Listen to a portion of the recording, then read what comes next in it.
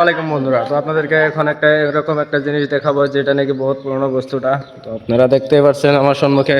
তো এটা দিয়ে আজকে আমি চাষ করবো পাতা। চলো,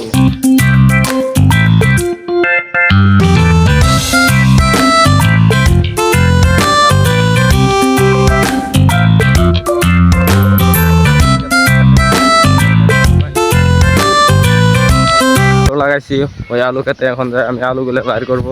তো কীরকম আলু গড়িয়েছে তাও আপনারা দেখতে পারবেন। তো বন্ধুরা, আব্বা কিন্তু আমার সকালে 9টা বাজাতে আলুগুলো বাইর করবো গেছিল। বাইর করে কয়েছে কিন্তু আব্বা মার্কেটে গেছে। তারপরে কিন্তু কেন আমি বাড়ি ছুটে থাকি মোবাইল দেখতে দেখতে। বর্তমান বেলা বাজে 11টা। তো 11টার সময় কিন্তু আমি খেতে পাইছি ফাইনালি।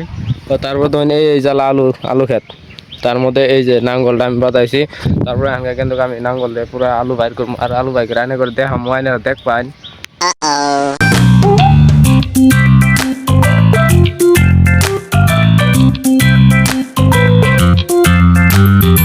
বন্ধুরা, এই তো মধ্যে আমার কাম করার বন্ধু না, এটা আব্বারে বুঝাবো কারা কোনছিনি। এই তো মধ্যে এইভাবে আমাদের কারা কষ্ট করে।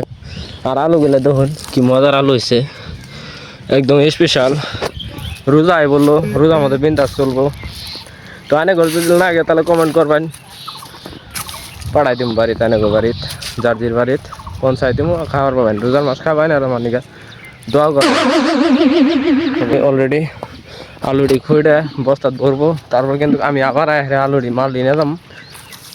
বন্ধুরা, ফাইনালি আমার কাম কমপ্লিট। তো এই যে তোমরা যে ভাবতেছ আমার কোনো ঈদ দিলেও কষ্ট হয় নাই না, এই যে আমার গাছ যে দেখতেছো না আঙ্কল, এটা কিন্তু আজকে আমার ঠিক আছে।